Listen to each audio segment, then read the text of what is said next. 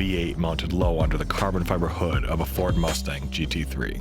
A V8 that comes off the factory floor like millions of other V8 engines much like it, but this one is destined to spend its life screaming down the Ullman Strait of Sebring, through the forests of Road America, or echoing off the high bank turns of Daytona.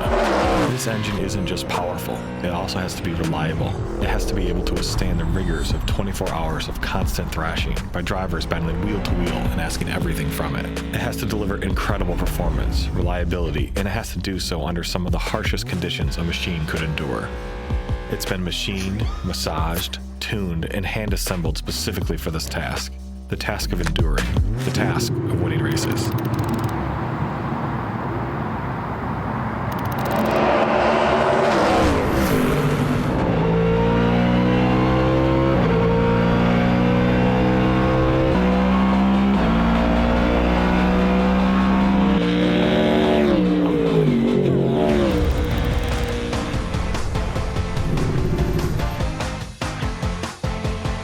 Yeah, well, ponies, they're there, and I like the noise, I like the sound of it.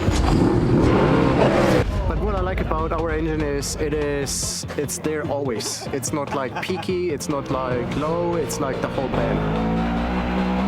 You can make the world's most powerful engine, which we as engineers absolutely want to do, but it's really about winning a 24-hour race. You break down once, you're out of the race. So you've really got to focus on your regulations and making sure you can work there reliably.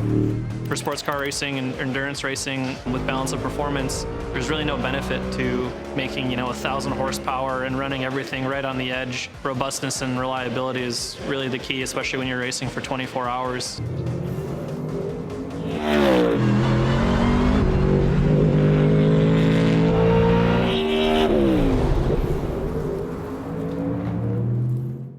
The Mustang GT3 race engine is designed from and starts life as a Coyote 5-liter V8 cylinder block. It's first cast and shipped to the Essex engine plant like millions of other engines in F-150 and Mustang vehicles.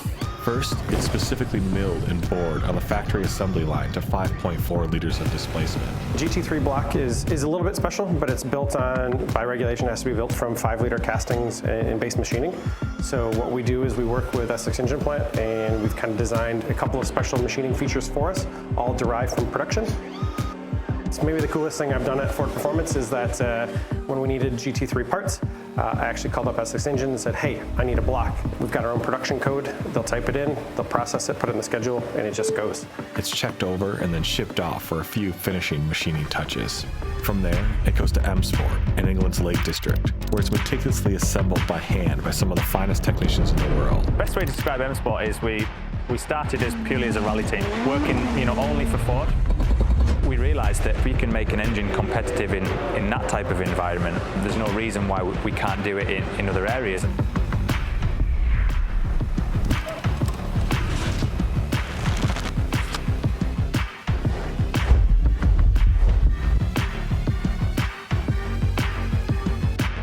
The sound is good, I can tell you that. Everybody in here can hear when it's on the dyno, which gets everybody quite excited. I think from that side of it, it's giving everybody a real buzz to be working with a naturally aspirated V8 that sounds as good as it does. It's given a shakedown on the dyno, packaged, and shipped off to Multimatic Motorsports in North Carolina, where it'll begin its life powering a Mustang GT3 around racetracks across the globe. The engine package is incredibly important, so we did a lot of work to push the engine as far down and rearward as possible. It's a completely bespoke system, so the scavenge pump, air oil separator, the pan, it's all unique to this engine. Meanwhile, engine development and constant endurance testing is ongoing at Ford in Dearborn, in one of their state-of-the-art dyno cells, where the engine is being abused with simulation laps and even entire 24-hour races.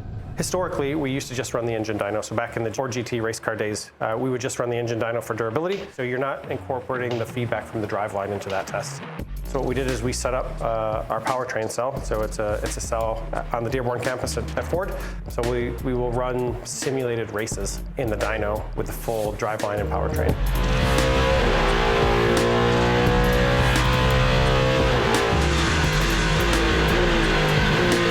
That gives us the feedback from prop shaft, from the gearbox. Shifting, I'd like to say, I think it's probably the most complex test within all of Ford Motor Company. Each lap is about 5,700 meters, so 5.7 kilometers. It's about 2 minutes, so it's 30 per hour times 24. It's a long time.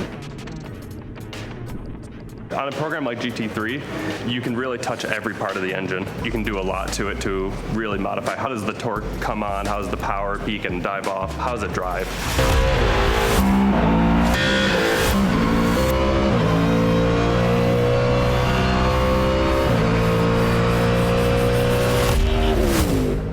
The Mustang GT3 engine has to also be reliable, both for the factory Ford and Multimatic Motorsports race teams, but also the future Mustang GT3 customer teams. It needs to perform consistently and be able to do so while minimizing engine rebuilds throughout the season to help reduce costs. A test like today, where we've got 2 cars here, it allows us to look at things like different exhaust systems. One of our team based in Dearborn has designed 2 different exhaust systems, 2 different mufflers. It's not so much now about the performance, it's about getting the sound level right. There's actually requirements that we've got to stay below.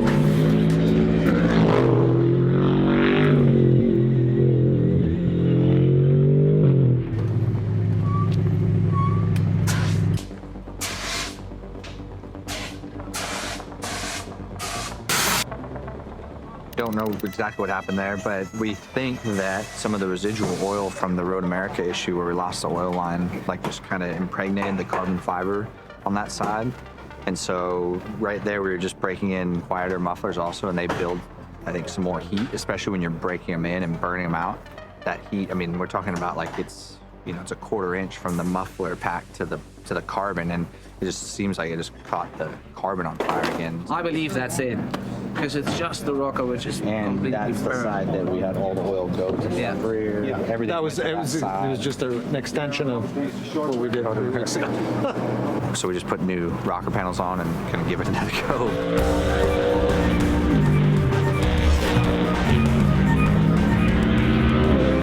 Racing is hard, especially like long endurance racing, 24 hours.